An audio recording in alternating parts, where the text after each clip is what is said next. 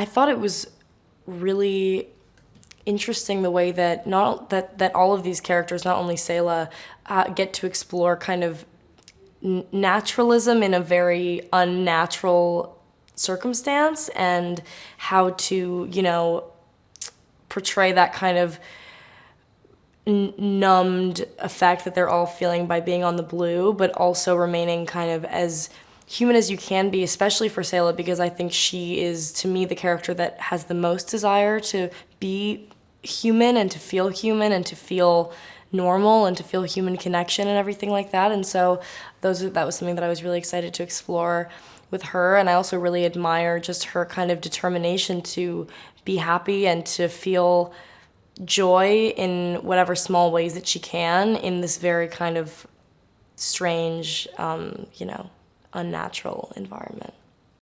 I think that's what's really interesting about this film, is that what it's really exploring is, what are our true natures as human beings? Are we innately bad or good people?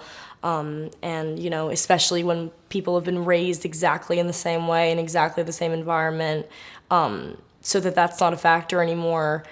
Can we be inherently bad or inherently good? And I think that that's kind of the divide that happens. And I think that that's kind of the real kind of fight and struggle of this movie, is kind of fighting against our own natures and figuring out, what those even really are.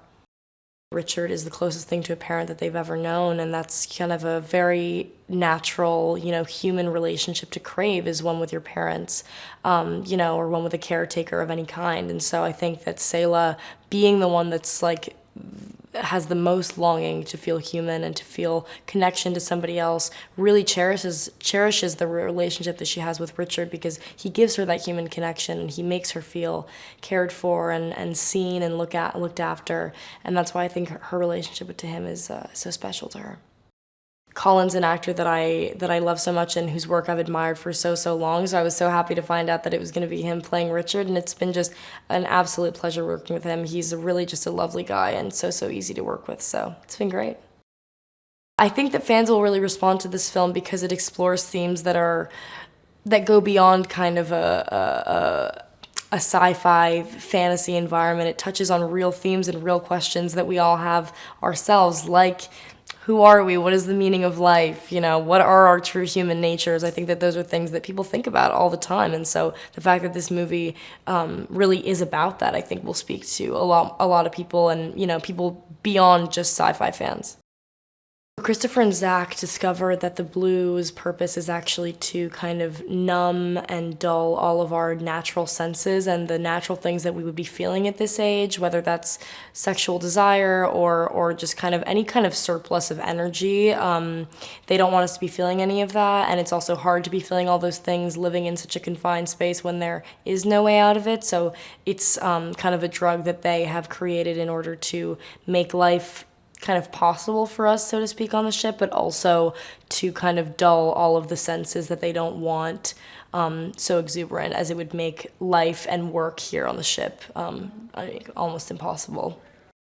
Sela really starts to feel the most human when she goes off the blue, like all of them kind of do. She's starting to feel all those senses that she's been kind of deprived of, that are normal human senses to feel. And so I think that she's coming into all of that, and with that also coming into her leadership qualities that, to me, she has innately in her. And I feel like she really comes into her own as a person and as a leader when she goes off the blue.